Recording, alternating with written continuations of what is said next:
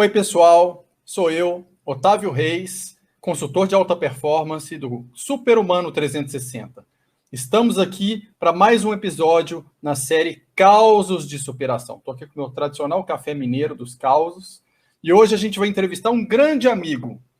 Ele é, hoje em dia, um grande empresário de sucesso, com uma empresa inovadora, e também um grande terapeuta muito conhecido, que teve resultados maravilhosos com muita gente que eu conheço. Então, muita gente que admira muito o nosso convidado de hoje, tanto na parte profissional, como também na parte pessoal. É uma pessoa maravilhosa, com um caminho de vida, assim, muito legal, muito legal. Então, hoje eu gostaria de apresentar para vocês o meu amigo Cássio Eduardo. Vamos...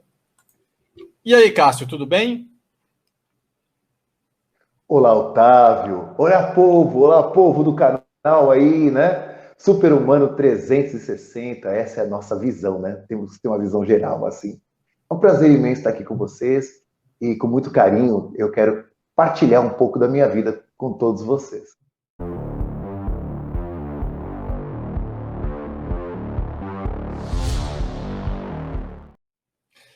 Cássio, você estava me falando, tem 3 momentos da sua vida, pelo menos, que você teve grandes saltos de superação, teve que ter grandes mudanças, teve que ser forte, teve que superar, né? Um na sua infância, outro mais ou menos nos 19 anos e um outro bem mais tarde.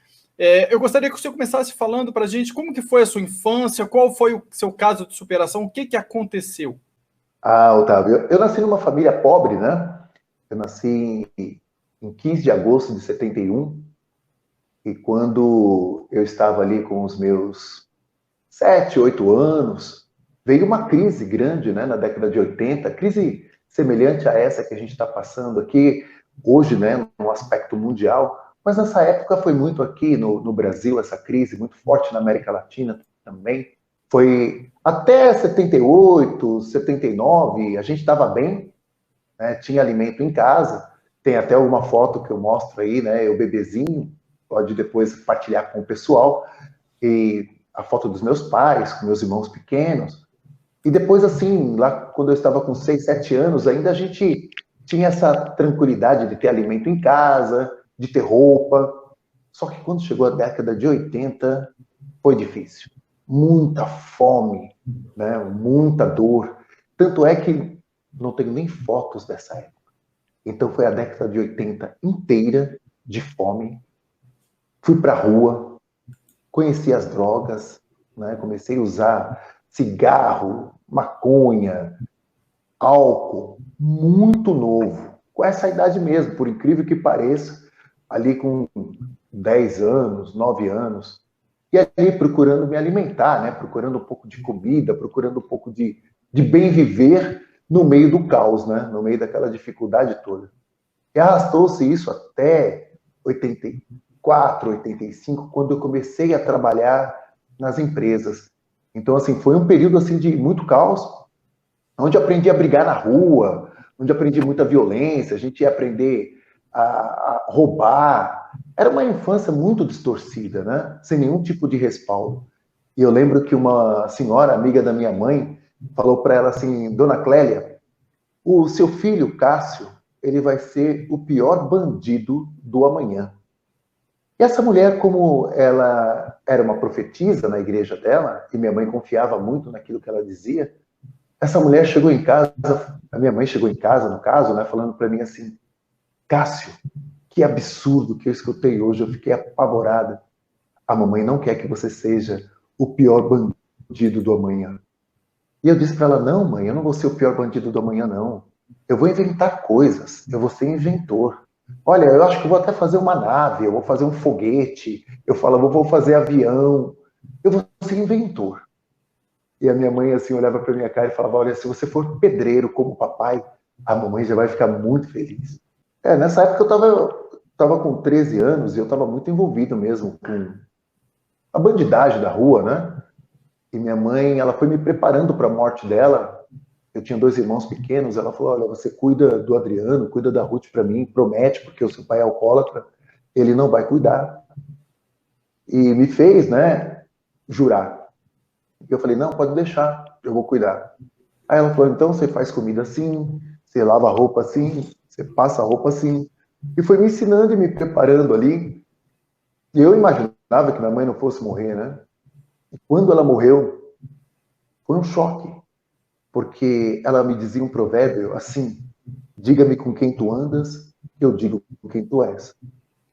Então eu comecei a rever, né, as minhas amizades, comecei a me focar no trabalho, né, e procurar novas amizades, a fazer mudanças. E todo esse processo é difícil, né?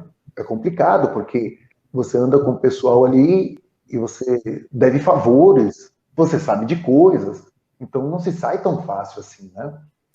E foi todo um processo, tudo isso. Mas eu penso que a morte da minha mãe foi algo interessante, porque em casa a gente jurava falso no nome de Deus, mas não jurava falso no nome da nossa mãe, né? Então isso era uma coisa entre nós, irmãos ali, falava, ó, jura pela mãe? Aí era aquela hora, eu falava, não, não, você jurou por Deus aí, não tô acreditando ainda não. Mas se você jurar pela mãe, então nossa mãe virou para nós assim uma santa, né? E foi um dos motivos de mudança muito forte na minha vida. Tudo que eu fazia era para poder, assim, atender o pedido da minha mãe e ser uma boa pessoa. Então, era essa situação que eu vivia, assim, na minha infância. E logo chega, assim, a década de 90, eu comecei ali já me posicionar como profissional, como torneiro mecânico. Eu fui aprender a profissão de cabeleireiro também, então eu atuava nas duas profissões, mas tinha muita tristeza dentro de mim. Então, chegou assim, meados da década de 90, eu ali com as minhas dificuldades, né? Então, assim, contei uma parte assim da infância, comecinho já da adolescência, mas depressivo, né? Tem até uma foto minha aí, eu estava com 19 anos nessa foto, mas pouquinho antes, com 18 anos, eu tentei o suicídio 2 vezes. Eu pulei na linha do metrô, no metrô República, e estava ali querendo paz. Eu costumo dizer assim que o suicida, ele não quer tirar a vida, ele quer ter paz, ele quer ter sossego, ele quer ser amado, ele quer ir para o colo do pai, né? E ter tranquilidade. Está com a mente totalmente distorcida com essas informações que escutamos nos velórios, né? De morrer e estar feliz, estar com Deus e ter paz. Era o que eu queria. E tentei 2 vezes isso, com 18 anos. E aí, me apego com Deus, né? Me apego a uma vida de oração e tudo mais, vou para a igreja e começo a fazer mais uma etapa de superação na minha vida, né? Pelo que eu estou vendo, então, teve esse período da infância conturbado, muita violência, né? Então, aí a gente observa como que a falta, né, a fome, a necessidade, um contexto de muita violência, como que molda aquela pessoa na tentativa de sobrevivência, né? Então, aquela criança não tinha, ela precisava sobreviver e a maneira dela sobreviver era lançando mão do que ela tinha. Como é um lugar muito violento, ela aprendeu a ser violenta, né? E se criando naquele momento, ela foi até o momento ali que sua mãe, né, te passou essas mensagens que você está colocando. Eu queria colocar a importância que gente, o desejo de uma mãe na vida da gente, quando a gente tem coração e está conectado com a mãe. Porque um detalhe importante, o que o Cássio contou aí para gente, tem muito filho que escuta a mãe falando a mesma coisa. E esses filhos continuam piorando. Mas o que é que ele falou que é o detalhe muito interessante que faz toda a diferença? Por exemplo, o fato dele dizer que eles conseguiam jurar em falso por Deus, mas não pela mãe, mostra o valor que eles davam para essa mãe. E esse valor era tão forte dentro deles que quando a mãe solicitou algo ali de coração, né, ele, na iminente perda da mãe, por exemplo, transformou a própria vida nesse primeiro instante aí de superação. Então, a primeira mudança com um grande apoio ali da mãe, pelo amor que tinha pela mãe, né? Isso passou, pelo que ele contou, até quando ele chegou com seus 18 anos, que ele tentou o suicídio ainda 2 vezes, porque, apesar de estar num processo de mudança, a vida ainda era difícil, o vazio ainda existe dentro da gente, a gente não se transforma assim, né? A transformação verdadeira é a de dentro para fora. E essa de dentro para fora, às vezes a gente fica com vazios a serem preenchidos, às vezes a gente fica com feridas mal resolvidas e não consegue lidar com as feridas, por mais que a gente queira avançar, né? Mas foi um momento que, com 19 anos, a gente já vê um Cássio aí voltado para uma vida espiritual, com um crucifixo no pescoço, né? Caminhando para isso. Então, eu queria que você falasse um pouquinho para a gente como que foi essa melhora, saída de olhar para a morte para olhar para a vida. Eu digo isso não no olhar consciente, né? Porque o olhar consciente, como você mesmo disse, eu também acredito, o suicida ele busca a vida, ele busca a paz, ele não busca a morte. Mas o olhar para a morte, olhar para a vida, é quando você olha para o vazio e fica na estagnação, é um olhar para a morte, e olhar para a vida é quando você decide, né, colocar a sua vida em movimento com o coração ali de uma maneira construtiva. Onde foi que aconteceu esse passo nesse momento? É como você bem disse, Otávio, tudo tem um começo, né? E esse começo ele vai se estruturando, vai se estruturando. Quando eu tentei o suicídio a primeira vez, eu de fato queria dar fim, né, ali, aquela dor que eu estava vivendo, eu queria ser feliz. Mas quando eu cheguei em casa, minha irmã caçula, que a minha mãe me pediu para cuidar, ela veio, me abraçou e falou assim: Nossa, Cássio, você tem ficado pouco em casa, eu tô com muita saudade. E me deu um abraço gostoso e ficou junto de mim. E aí eu lembrei daquilo que minha mãe tinha me dito, para cuidar de mim, para cuidar deles. E eu fiquei pensando, se eu tivesse morrido, como que seria? Mas mais uma vez, né, como eu estava ali depressivo, enchi a cara de bebida, de cachaça, e lá em Santos me joguei na linha do trem. Queria morrer de novo.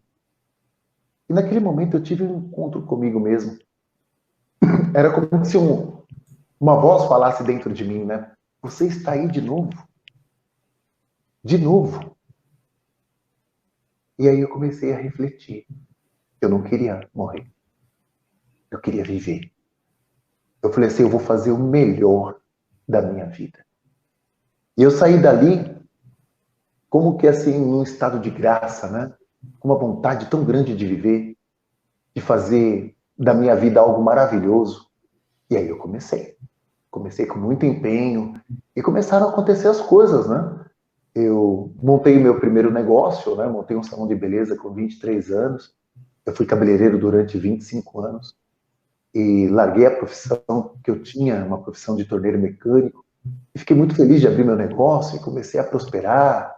E me casei e comprei uma casa e tive 2 filhos. Hoje meu filho vai fazer 20, a minha filha vai fazer 16. E eu tenho um piquititinho, né? Tem 2 anos. E como a vida também ela é feita de altos e baixos, mais uma vez eu me deparei com uma depressão aos 35 anos.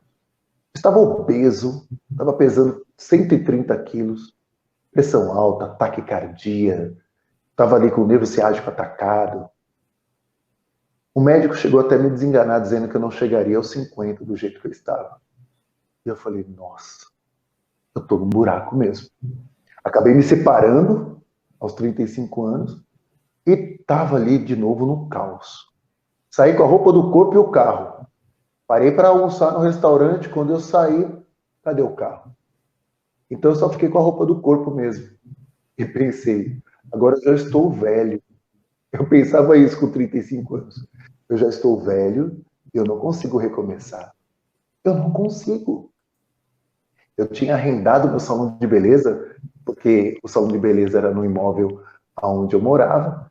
E como eu queria recomeçar minha vida de alguma maneira, eu deixei tudo para trás. Então eu contava com o carro. E o carro foi embora. Foi embora também não só o meu carro, como o meu projeto, que era um projeto de trabalhar com afiações de ferramentas. Tinha um projeto de trabalhar com afiações de ferramentas. Aí foi embora todas as ferramentas. Foi embora o carro, foi embora as ferramentas. Eu falei, e agora? O que eu vou fazer? Me sobrou umas tesouras, secador de cabelo. Eu fui trabalhar de empregado no salão de beleza. Eu nunca tinha trabalhado de empregado de salão de beleza.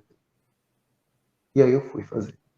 Para ganhar R$1.000 por mês. E eu falei, ótimo. Pelo menos eu pago a pensão de 700. Me sobra 300. Estava numa depressão gigantesca de novo. Falei, não, mas eu vou me rearranjar. Eu vou dar um jeito. Demorou uns 7 meses para a mente entrar de novo nos eixos.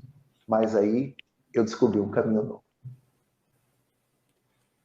Muito interessante, então, Cássio, essa história. E como foi que você conseguiu essa superação?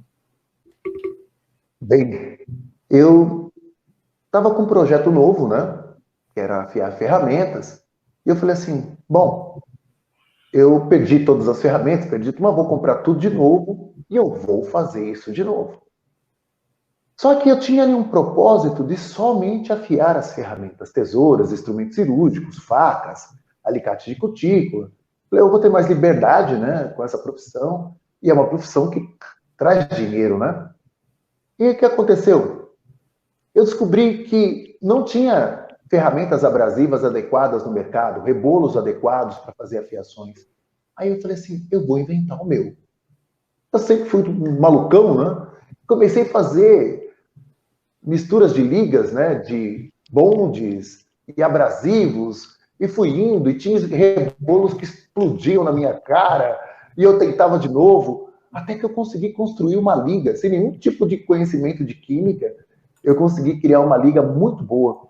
E estava ali afiando os meus alicates com bastante qualidade, as minhas ferramentas cirúrgicas com muita qualidade. E nesse período, eu também fui estudando terapia, né, porque eu fui para o fundo do poço, né, meu emocional ficou todo bagunçado, e aí eu fui procurar ajuda, né? Nesse período que eu procuro ajuda, eu encontro esse universo da terapia, encontro terapeutas fantásticos que me ajudaram muito. Então eu falei assim, eu vou estudar para ser terapeuta também. Eu quero ser um bom terapeuta.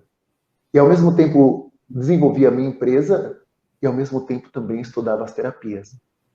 E me encantei com esse universo.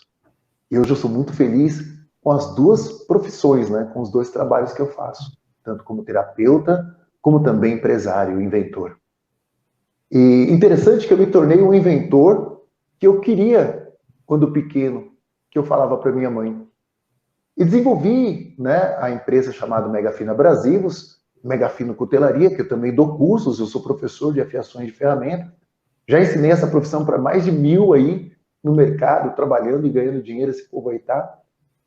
E dessa maneira o que acontece? Eu vi um novo caminho, né? E a minha empresa caminha bem, mesmo no meio dessa crise, porque meu produto é um produto único no mundo, então eu vendo esse rebolo para muitos lugares, né, no Brasil, e até mesmo já mandei para fora do Brasil, brasileiros que conheceram, pessoas que conheceram o nosso produto através do YouTube e tudo mais, né? Então o que acontece? Eu descobri uma coisa também, além de ter descoberto esse rebolo, descoberto o mundo das terapias, eu descobri que eu posso recomeçar quantas vezes eu quiser. E só é o fim se eu acredito que é o fim. Então, assim, foi uma força fantástica que eu encontrei ali aos 35, 36 anos e que estou caminhando hoje, né, nessa energia. Eu mudei completamente o meu corpo, eu não tenho mais nenhuma daquelas enfermidades que eu tinha, taquicardia, pressão alta, nervo ciático atacado, mudei minha alimentação, faço exercício físico. Hoje, às vésperas dos 50, eu me sinto mais forte do que quando eu tinha 20. Então, eu sou muito feliz. Eu sei que eu posso, e eu não tenho medo. Eu digo assim, esse medo exacerbado de, nossa, o que vai acontecer amanhã? Será que eu fico sem dinheiro? O que acontece? Não. Estou disposto a viver. Eu sigo. Puxa, Cássio, você tem uma história verdadeiramente linda, né? Porque é uma história que inspira muita gente. Porque a gente pode olhar, assim, as pessoas falam, quem nasce num lugar, nasce numa favela, por exemplo, sem condições, essa pessoa dificilmente consegue mudar de vida. Mas o que eu acredito? Eu acredito que, se elas acreditam que elas vão ficar por ali, elas não vão conseguir sair dali mesmo, né? E a mudança é na cabeça. E você modificou a sua cabeça. Então, você nasceu em condições difíceis, você nasceu e passou fome, você sofreu muita violência, né, do meio em que você vivia, e ali você se superou. E dentro dessa superação, existiu uma grande superação que eu pessoalmente considerando como amigo, como terapeuta, a grande superação, que é um grande exemplo, foi a situação da sua transformação do emocional. Porque uma pessoa que vive num meio violento, se torna violenta para conseguir sobreviver, o trabalho que essa pessoa precisa de fazer para ela conseguir se tornar uma pessoa da paz, né, é muito grande, porque ela precisa trabalhar muito esses registros todos passados. E você conseguiu fazer isso. Porque a última coisa que as pessoas imaginam quando elas chegam perto de você, com você brincalhão, sempre tão divertido com as pessoas, sorrindo, brincando e acolhendo todo mundo, é que um dia você já foi agressivo, que um dia você já foi violento. Então, pessoal, para a gente olhar esse exemplo, né, a história do exemplo de um terapeuta que antes de começar a trabalhar como terapeuta, ele fez uma terapia ele mesmo nele mesmo. Tudo bem que contou também com outros, né, profissionais para ajudá-lo, mas ele precisou apagar coisas da vida, transformar registros emocionais de um jeito que a maioria de nós não precisou. Ele precisou de momentos em que bateu o desespero, né, que desistiu ali da vida, ele conseguiu ser forte com pequenas coisas que aconteceram e continuar firme no caminho dele. Quando não tinha nada, ele não desistiu, ele foi trabalhar para outras pessoas, até que ele conseguiu ir desenvolvendo o negócio dele. Então a questão é, nunca desistir. Primeiro isso, né? Porque a limitação está na cabeça. O que a gente queria passar para vocês aqui, principalmente, é que a limitação está na cabeça da gente. Quando a gente acredita que não tem saída, efetivamente não tem. Quando a gente acredita que tem, não basta acreditar. A gente tem que tomar as atitudes necessárias, né? E o Cássio fez isso. Ele tomou as atitudes, ele mexeu, ele se movimentou. E com isso, a vida dele se movimentou. E ele acabou se tornando esse grande exemplo que ele é para todos nós, não só de profissional como empresário, mas também de profissional como terapeuta, mas também no pessoal como um grande amigo. É uma pessoa que acolhe, é uma pessoa amorosa, uma pessoa respeitosa, uma pessoa que sabe, que passa amor para as pessoas, que compreende o outro, que tem um olhar leve, divertido. E é isso que, esse caminho, que eu acho importante para todos nós seguirmos, cada um à sua maneira. Ser leve, sorrir, ser feliz, acreditar em si mesmo e se movimentar, né? Então, eu gostaria de agradecer muito, muito, muito ao Cássio, que se expôs aqui para nós, né, compartilhou a própria vida, né, honrar a mãe dele, que passou as mensagens para ele quando ele era tão jovem, e que graças a essas mensagens eu posso ter hoje um grande amigo, um exemplo como terapeuta, um exemplo como empresário, que ajuda a tantas pessoas, que já ajudou a mim pessoalmente, mas que já ajudou também a tantos outros amigos que eu tenho, né? Tanto como amigo como terapeuta. E precisamos honrar de onde ele veio, pois todo o caminho por onde ele passou, incluindo a violência que ele sofreu, foi um caminho formador para que ele se tornasse quem ele é hoje. Uma pessoa que ele compreende a dor do outro, compreende a violência do outro. Então, que a gente possa desenvolver o nosso lado empático, que a gente possa compreender a dor do outro, que a gente possa se colocar no lugar do outro, e que a gente possa se transformar primeiro internamente, para depois ter atitudes coerentes e movimentar e transformar a nossa vida. Fica aí o meu muito obrigado ao Cássio, né? E o Cássio, gente, para quem não sabe, é um terapeuta que também é um grande paranormal, com habilidades fantásticas, né? A gente não vai falar disso hoje, porque o tema de hoje é o causas de superação. Mas faremos outros programas aí com o Cássio, dentro do caso já da terapia, da paranormalidade, da mudança no emocional, da interação com outras realidades. Vai ser um prazer aí tê-lo conosco mais algumas vezes. Muito obrigado, Cássio, a falar com o pessoal sua mensagem de despedida. Obrigado, Otávio, pelo convite. Eu fiquei muito feliz. É sempre bom trabalhar com você, é um amigo fantástico. Vamos fazer muitas tarefas aí por esse mundo afora, eu tenho certeza disso. Quero deixar um abraço a todos vocês que acompanham o Otávio no programa dele. Olha, não percam nenhum dos programas. Eu tenho certeza que ele vai sempre trazer coisas muito boas para todos vocês. Então, um forte abraço. Até o próximo programa.